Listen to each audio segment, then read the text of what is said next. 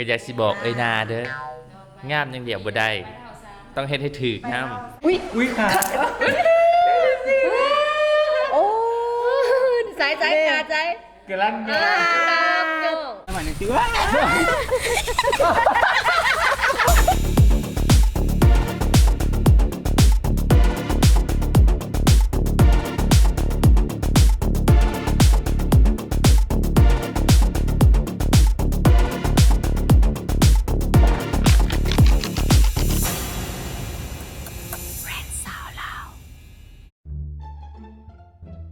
ตอนนี้หากมากินข้าวเปียก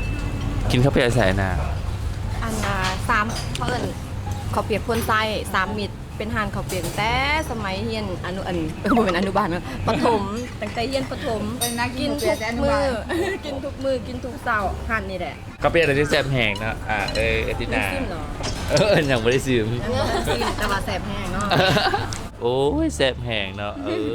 นี่แซ่บบักแซ่บๆนี่ แล้วก็บ่ได้ซุ่มเอ้ยนาได้ อ้าว กูมา แซ่บ ปลา เลย กัน นะ ปลากันสัมภาษณ์เอื่อยได้แต่ว่ากองกันเอ้า นี่โอ้ข้าวเปียกแซ่บแห้งเนี่ยโอ้ข้าวเปียก เจ็บ ข้าวเปียกขาวเนาะนะ ขาวต้นเลือดกันนะฮะ ต้องเลือกกันนะฮะอีหลีได้น่าแบบต้องเลือกนะฮะอีหลีแล้วเป็นตะแพงมันต้องเลือกพอดีกินนะพอดีคำก็คือตอนนี้มากินข้าวเปียกแล้วเนาะกะเกิดอาการขี้แตก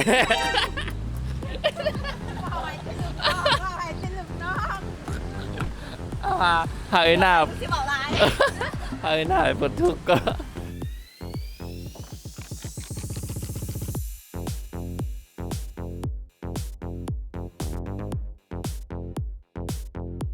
ถ้ากำลังให้อย่างอยู่เลย คนมีตัว อ๋อ ตัวนี้เป็นหาคนมีก่อนแล้วจะเสียไปมัดเนาะตัวนี้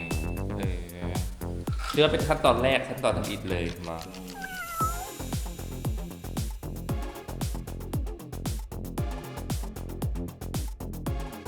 ตอนนี้ก็น่าสิมาลองอีกอย่างก็ ตัวนี้บอ ไปหนา เอ้ยนาเมื่อเอ้ยนาโดนจีอื่นบ่ วันนี้ก็จะง่ายจังซี่บัดนี้ ให้เสียงเพิ่นว่าก่อนเนาะจังไงเนาะ แม่น เดี๋ยวเสียงเพิ่นว่าปอกง่าย เซตตอนนี้ ปอก อันนี้เป็นผิดโบได้จักน้อยเลยบอ ท่านพิษเราเป็นไล่มันกับ ไอ้ เนา นา ะ เอา มือนี่เขาคนอยู่แถวไหน มื้อนี้เฮาอยู่ ก็อยากสิบอกนาเด้องามยังเดียวบ่ได้ต้องเฮ็ดให้ถึกงามพี่นาออก ถามแล้ว ผู้ว่าจะน่ะปีหน้าไปเท่าซี ไปเล่าสี ให้มันตอกกัน อ่า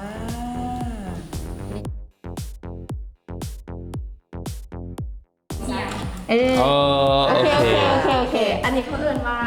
บ่ไปต่อเลย การคนมีเด้อพี่น้อง ให้การคนมีเนาะ โอ้ยได้หายใจแล้ว แล้ว อ่ะหลังจากขั้นตอนที่หนึ่งไปแล้วเนาะเราก็จะมาขั้นตอนที่สองก็คือ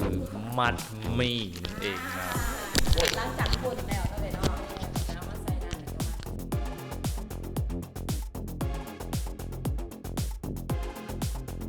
เอ้ยนาบ่มาตีเด้อ ได้คือกันได้ก็ล่องเลยเนาะเนาะโดดล่องแล้วเรามัดมีเพื่อนเนี่ยสู้สื่อเอาเลยเด้อ เป็นหน้าปั๊ม โอ้โหไปขายได้นี่โอ้มีเจ้าสื่ออยู่เจ้าอยู่เจ้านั่นก็ว่าน่าจะสื่อเลยเคเป็นเลี่ยมมัดพื้นนี่เป็นจังไดล่ะบ่หาไปสอบ เสื้อเอง หรือว่าให้ซื้อให้ฮักเอา พัดเดือน น่าจะเป็นกรณีนี่แหละพี่เดียว ฮักเอาเนาะ สบายใจในคิดดี สบายใจเลยเนาะวิลเลียมนอกจากเราจะแต้มหูเป็นเราก็ยังมัดมีเป็นเด้อ ได้ซึก ได้โอ้ต้อง ได้บ่เอ้ย คือเลย ใช้ตัวใดที่เฮ็ดน่ะ สายของเจ้าค่ะ ส่วนอันนี้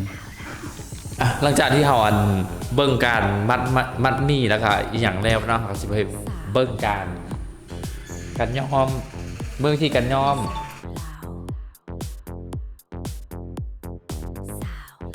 อันนี้มันเพิ่นกำลังสิทดลองตัวเธอ อ๋อ มาเรียกแล้วมาเรียกแล้วไปเซนนะ อันนี้มันก่อนที่เราจะไปยอมเขาต้องเฮ็ดจังได๋ เซนอ่ะ เฮามัดแล้วไปแช่น้ำเนาะแช่โดนบ่ได้ เซนเข้ามาเบิดคือเพราะว่าให้เขาในนั้นตัวให้มาซึ่ง โอ้ แล้วหากเอาไปแช่น้ำไว้คืนนึง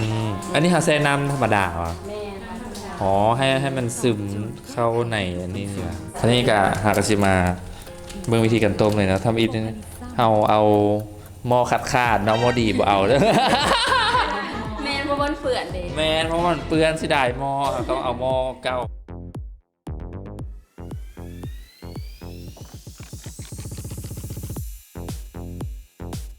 ข้าวต้มนี่ต้องใส่เวลาเดินบ่เอ่ย 13 นาทีนี่แหละ โอ้ยเบเป็นเนาะโอ้เบเฮ็ดเป็นเด้เนาะ แต่นี่ คันข้าวต้มโดนกันนี่มันเป็นจังได๋เอ่ย สีมันสีขาวกืนไปกืนแล้วกินตัวเฮาหมัดไว้หั่นดิ อ่า ถ้ามันเอาใส่ คันข้าวต้มไว้ก็สิบ่กินเนาะ กันเฮาสิใส่ไม่ได้ โดย ไว้มันก็สิบ่กิน โดยแสดงว่าบ่เบต้องคุมหมอตัวนี้ให้ได้20นาทีเด้อโดย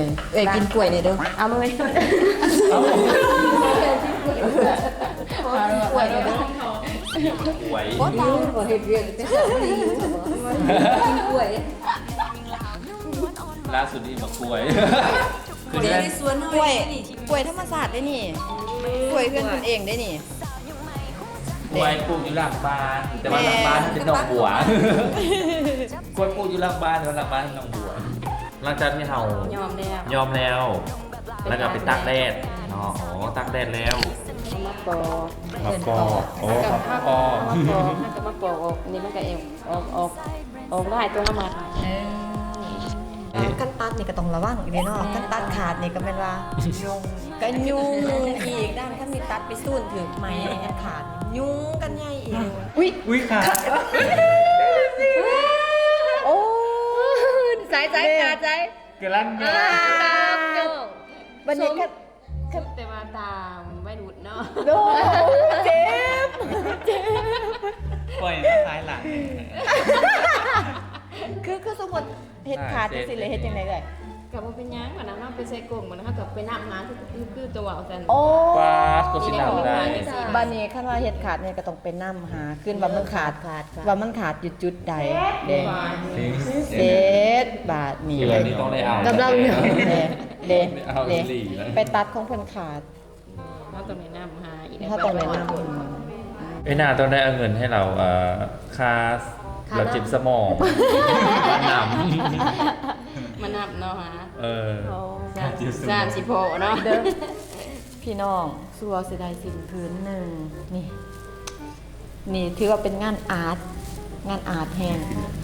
แม่นงานศิลปะแห้ง คำบ่ได้มาเลาะเบิ่งด้วยตัวเองกับบุฮู้ว่ามันยากแหง แม่นคันไผใจบ่เย็นบ่ได้แท้ แล้วแถมมาขาดยังซีอีกนี่ ๆเนาะ หลังจากที่เราปอกแล้วหาก็จะเอาไปปั้นเนาะต่อไปเอาไปปั้น โอเคเขาก็ลองไปปั่นเนาะบัดนี้เนาะ อืม อ่ะเบวิลเลียมลองสวยเพิ่นบอก ญาติได้หล่ะจะเบิดจะมันสิเบิดปล่อย เป็นน้ำเปิ้นบ่อย เพลงสีน้ำลายบ่ 2 เซนนี่ก็พอแล้วถ้าต่อไปเราก็สิมาปั้นรอดเนาะหลังจากที่เขาอันนี้ก็หลังจากที่เขาไปต้มแล้วเขาไปล้าง ไปต้มไปล้างมาปั้นก็คือตัวนี้เป็นขั้นตอนสุดท้ายมาตัวนี้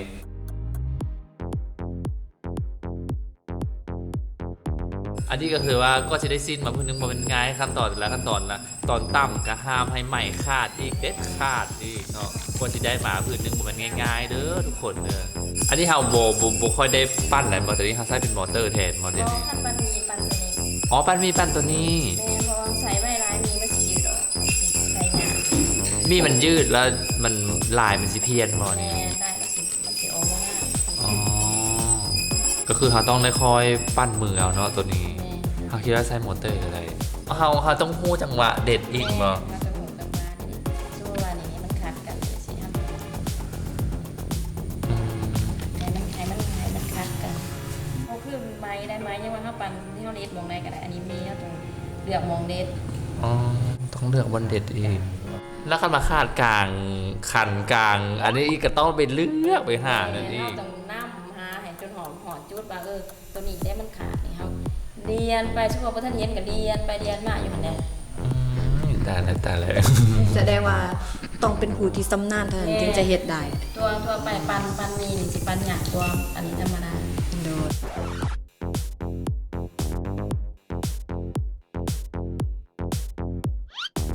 ขี้รักบักบัวสุดคนขี้รักเด้อคนขี้รัก เอาซอยจะบ่ได้ก็มีบ่ได้บ่ได้ให้จะได้ลงขาหนึงลงขาหนึงตัวนี้ใหญ่ๆนี่มันไม่เป็นแค่เนี้ยเด้อ กันแล้วมันนี่วะ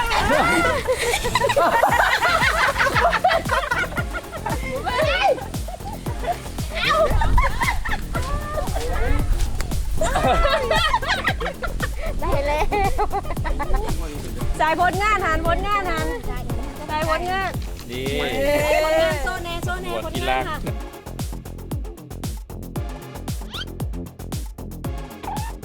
วันนี้อาสิมาเลาะเบิ้งห้านที่ว่าขายเครื่องอยู่ไหนอีอย่างก็สะพายเนาะมาเลาะเบิ้งห้านที่ไหนสะพายที่ว่ามีห้านไหนเด็ดที่ว่าขายซินขายอย่างเนาะแล้วก็จะไปเบิ้งว่าเขาเจ้าตั้มอีอย่างอยู่ใส่แล้วเขาจะไปซื้ออยู่นำห้านแน่แล้วก็จะไปซื้ออยู่อีอย่างก็อยู่กับชาวบ้านที่ตั้มอีกเนาะเข้าไปเบิ้งอยู่ในห้านเลยจ้ะ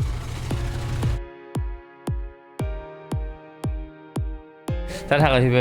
สัมภาษณ์เราบอกให้สัมภาษณ์ไปถามแล้วว่าห้านที่แถวใดเพื่อว่าคนที่ว่าจะมาซื้อซินมี่ซื้อเพราะมันจะมีก้อใหม่ก้ออย่างแล้วก็ขายคือกันสร้างตามได้เนาะ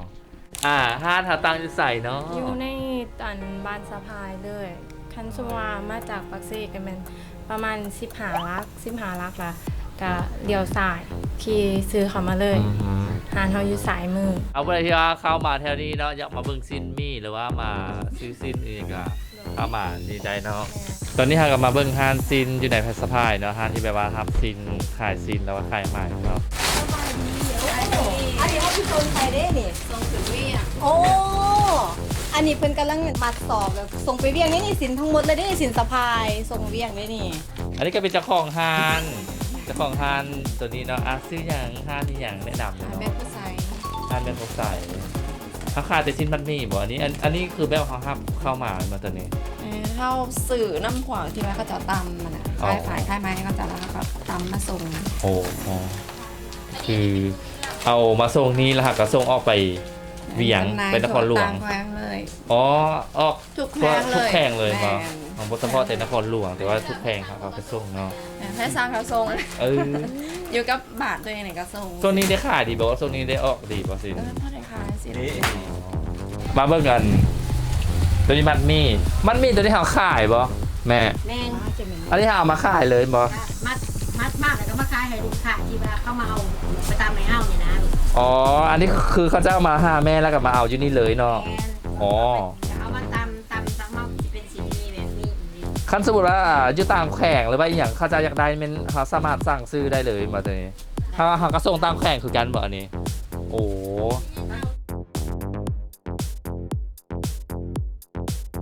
อันนี้ FC เด้อมาขออย่างก็ FC มาขอ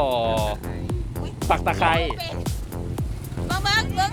สมัครซันเห็นมือเจ้าขึ้นมาซันอย่างนี้ล่ะ